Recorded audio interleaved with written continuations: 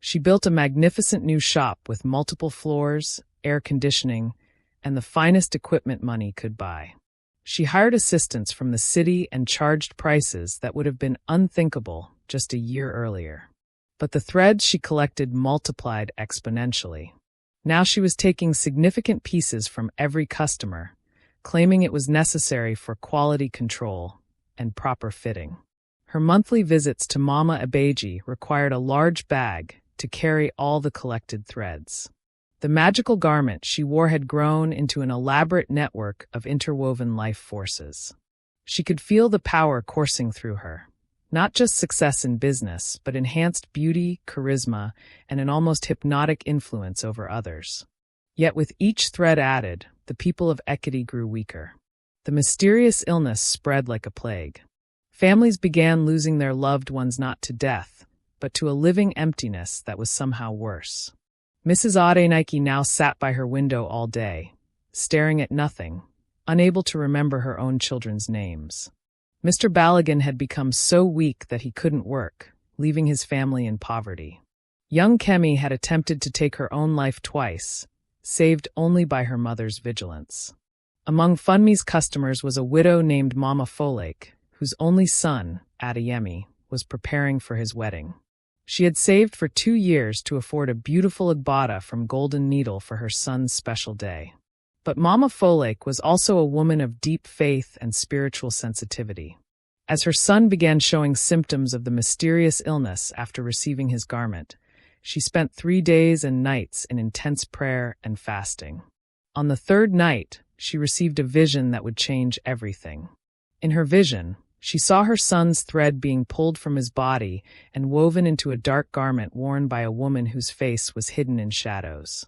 But as the vision continued, the woman's face was revealed. It was Funmi. Mama Folake saw the thread collection, the monthly visits to the forest, and the entire evil network that was draining the life from her community. But the vision showed her something else, a way to break the curse. The magical garment's power came from the willing participation of its victims. If the community could be made aware of what was happening and unite in rejection of Funmi's services, the spell would backfire catastrophically. Most importantly, the vision revealed that an innocent person was suffering unjustly. Mama Folake saw Tunde in his true light, a pure-hearted young man whose only crime was being too good at his work, making Funmi jealous enough to frame him. Armed with divine revelation, Mama Folake began a careful campaign to expose the truth.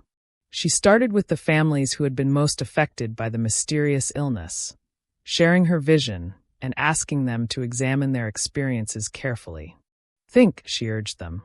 When did your loved ones become ill? Was it after receiving new clothes from Golden Needle? And remember, how much thread did Funmi take during measurements? Was it more than necessary? As people began to recall the details, the pattern became undeniable. Funmi had been taking increasingly large amounts of thread, always with some excuse about proper fitting or quality control. Mama Folake then approached Prophet Joshua, sharing her vision in detail. The elderly prophet confirmed that her revelation aligned perfectly with his own spiritual insights. Together, they organized a secret meeting of affected families. They chose to meet at night in the old church at the edge of town, away from Funmi's ears and influence. 23 families attended that first meeting. As they shared their experiences, the truth became crystal clear. Every person suffering from the mysterious illness had been a customer of Golden Needle. Every affected person had given excessive amounts of thread during their measurements. And most shocking of all, they realized that Tunde himself was a victim, not a perpetrator. His illness had begun after purchasing fabric from Funmi, and his weakness had grown progressively worse since then. The community faced a difficult challenge. They needed to stop Funmi's evil practice, but they also needed proof that would convince the broader community and the authorities. Simply accusing her of witchcraft might backfire and make them look foolish or vindictive. Mama Folake suggested a plan that was both clever and spiritually powerful. They would set a trap using the very system that Funmi had created. We need someone to go to her for measurements, Mama Folake explained. But this person must be protected by prayer and spiritual preparation. When Funmi tries to take their thread, we will have witnesses ready to expose her. They chose Adunni, a young woman whose brother had been affected by the illness. Adunni was strong in faith and willing to take the risk to save her community. For 3 days, the families fasted and prayed for Adunni's protection. Prophet Joshua performed special prayers and gave her blessed items to wear during the encounter. On the chosen day, Adunni went to Golden Needle with fabric for a wedding dress, claiming she was getting married soon. The families had positioned themselves as customers and passers-by to witness what would happen. As Adunni sat for her measurements, everything proceeded normally at first. Funmi was charm itself, complimenting Adunni's beauty and discussing design options. But when it came time to measure, her true nature revealed itself. Funmi's measuring tape seemed to linger on Adunni's skin longer than necessary. When she cut the tape to mark measurements, she took pieces that were far longer than needed. "I need extra thread for this type of dress," Funmi explained smoothly. "The intricate work requires more precise measurements." But Adunni, prepared by prayer and watchful witnesses, noticed something that chilled her blood. As Funmi collected the threads, they seemed to glow with a faint light, a light that appeared to be coming from Adunni's own body. More disturbing still, Adunni felt a sudden wave of weakness as each thread was taken. It was as if part of her life force was being physically removed. The witnesses saw it too. The threads glowed with an unnatural light, and Adunni visibly weakened each time Funmi collected a piece. But the most damning evidence came when Funmi thought no one was watching. As she prepared to store the threads, she whispered an incantation under her breath. Words in an ancient dialect that the older witnesses recognized as ritualistic language. Armed with eyewitness testimony and spiritual confirmation, the community was ready to confront Funmi. But they chose to do it publicly, during the busy market day when many people could witness the truth. Prophet Joshua led a group of affected families to Golden Needle. They brought with them the sick victims, people like Mrs. Adenaiki, Mr. Balagan, and young Kemi, as living evidence of the harm that had been done. "Funmi," Prophet Joshua called out in a voice that carried across the market square, "we have come to expose the evil you have brought to our community." Funmi emerged from her shop, confident and defiant. "What is this nonsense? I am a businesswoman, not a witch. If people are sick, they should go to the hospital, not blame hardworking people."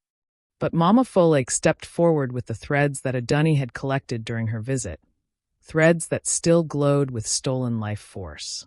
"Explain these," she said, holding up the luminous threads. "Explain why these threads taken from our daughter's body glow with her life force.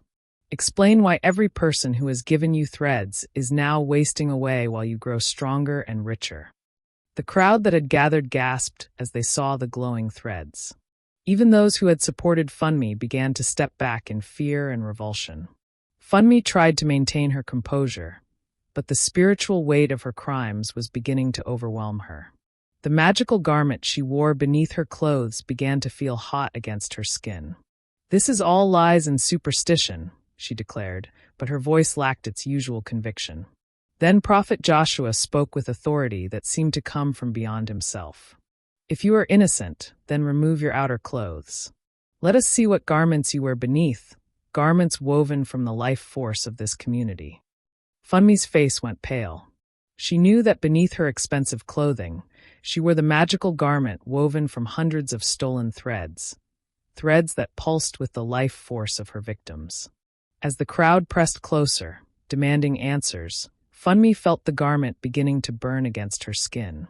The spiritual power generated by the community's united rejection of her evil was causing the magic to backfire. "Stay away from me," she screamed, but her voice was weak. The stolen life force that had given her power was abandoning her, returning to its rightful owners. Before the crowd's eyes, Funmi began to age rapidly. Her smooth skin wrinkled, her lustrous hair turned gray, and her strong posture bent with sudden frailty. The years of artificial youth and beauty, sustained by stolen vitality, were catching up with her all at once. But the most dramatic change was visible when her outer clothing began to tear, revealing the magical garment beneath. The woven threads of life force were now clearly visible, glowing and pulsing as they separated from the dark fabric and floated back toward their original owners. Mrs. Adenike suddenly straightened, her eyes clearing as her memory returned. Mr. Balogun felt strength flowing back into his limbs. Young Kemi's depression lifted like a dark cloud blown away by strong wind. All across the market square, people who had been affected by Funmi's evil practice felt their vitality returning as the stolen threads found their way home. As the magical garment disintegrated and her stolen power abandoned her, Funmi collapsed to her knees. The weight of her crimes and the spiritual backlash of her evil deeds overwhelmed her completely. "I confess," she cried out, her voice breaking with despair. "I took your threads. I stole your life force. I worked with Mama Abeji to make myself powerful at your expense." The crowd was stunned by her admission, though they had already seen the evidence with their own eyes. But Funmi's confessions continued, pouring out like water from a broken dam. "I planted the charm in Tun's cart. He is innocent. I framed him because his kindness and skill made my cruelty look even worse. He has done nothing wrong. He is the victim of my jealousy and greed." Gasps of horror and anger rose from the crowd as they realized how badly they had misjudged Tund. "I infected your community with weakness and despair because I couldn't bear to see others succeed while I failed. I chose evil over humility, magic over honest work, and hatred over love." As she confessed, Funmi aged even more rapidly. Her beautiful shop began to crumble behind her, as if built on foundations of lies that could no longer support its weight. The first priority was finding Tund and restoring his health and reputation. The community found him under his usual tree, barely conscious and almost transparent, as if he was fading from existence entirely. But as Funmi's spell broke and the stolen life force returned to its rightful owners, Tund began to recover immediately. Color returned to his cheeks, strength flowed back into his limbs, and his cheerful spirit rekindled like a flame given fresh oxygen. When he was strong enough to understand what had happened, Tund's first words were not of anger or resentment, but of forgiveness. "I forgive her," he said simply. "Hatred and revenge will not heal our community. We must learn from this and choose to be better." The Market Association immediately restored his trading license and offered him prime space in the market square. The community pooled resources to replace his confiscated equipment and help him restart his business. But most importantly, they apologized. Each person who had believed Funmi's lies came to Tund individually to ask forgiveness for their misjudgment. As for Funmi, the spiritual backlash of her crimes continued to exact its toll. She aged to reflect her true spiritual condition. Withered by greed, bent by cruelty, and hollow from a life spent stealing from others rather than creating value. The authorities investigated her confession and discovered evidence of her collaboration with Mama Abeji. The old witch was arrested, though she disappeared from custody under mysterious circumstances that suggested otherworldly intervention. Funmi's magnificent shop collapsed completely, leaving only rubble where her empire of evil had stood.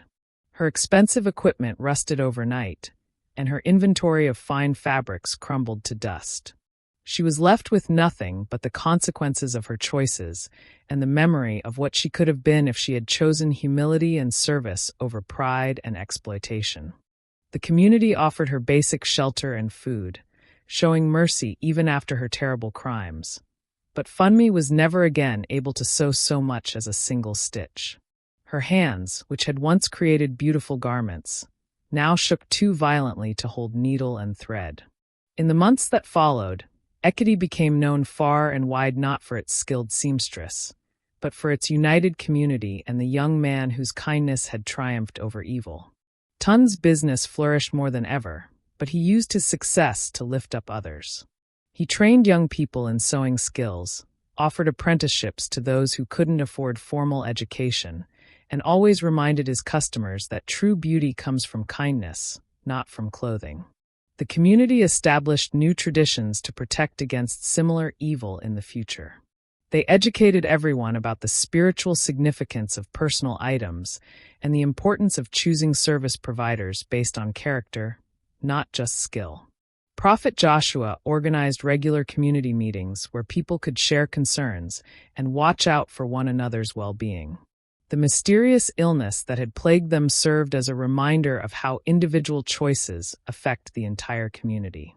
Most importantly, they learned to value character over ability, kindness over efficiency, and service over profit.